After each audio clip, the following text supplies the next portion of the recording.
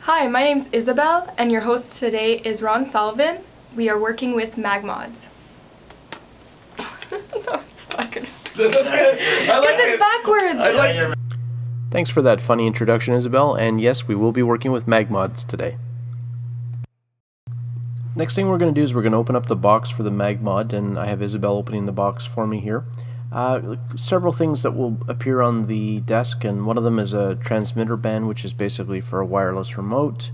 The adapter to go on the flash is basically, that should fit on almost any flash. You should check your flash specs before you buy it to make sure it will fit on it, but it does fit on our newer flash, which is a very inexpensive flash.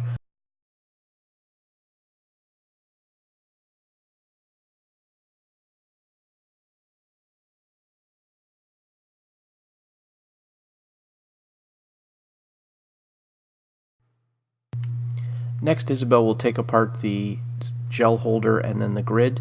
The gel holder allows you to put the MagMod gels in there to give you the color effects.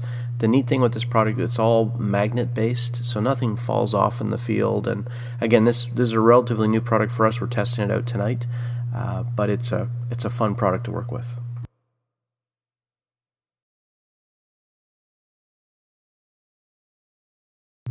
Here's a clip of the MagMod on our newer flash. It gives you an idea what it looks like.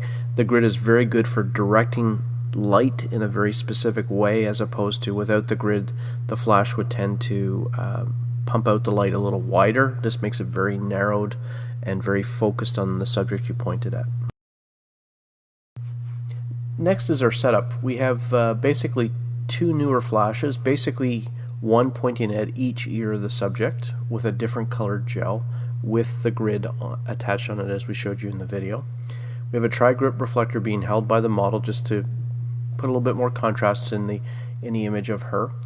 And the third light is a newer LED video light. Now you're probably asking, why did I use this? Simple thing, when we went to shoot this video, one of our receivers would not work. So we needed light on the model's face, and so what I basically did is I took out my $9.99 newer video light, and I basically pointed it, put it on a tripod, and a stand, and pointed at the model, and that's what we did.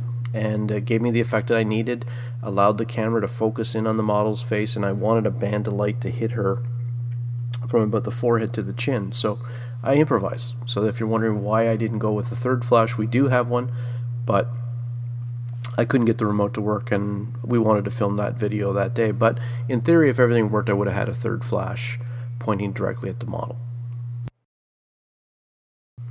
Okay, you can see from the setup, Isabelle is sitting down. We have a MagMod on each flash with the grid, different colored gels, pointing basically back by her ears, by the side of the head, and you'll see the video light pointing up at her and the tri-grip.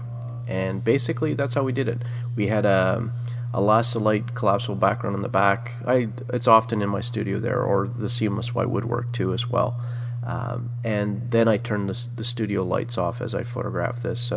Just something I prefer to do. I like working with minimal light on the studio. Just I find it's easier to focus on the shoot and stuff. So as we go through it, you'll see the finished effect. Okay, so here's the finished image, and I did a second image too as well, where I dropped it into On 1, and then I also used Topaz, just playing around with it to create a bit of a different effect. The first image is basically just probably edited in camera raw, and the second image, again, as I mentioned, has On 1 and Topaz in it. And I sometimes just play around with things. You never know what you're going to get with these programs, so it's just sometimes nice to drop an image in and play with it.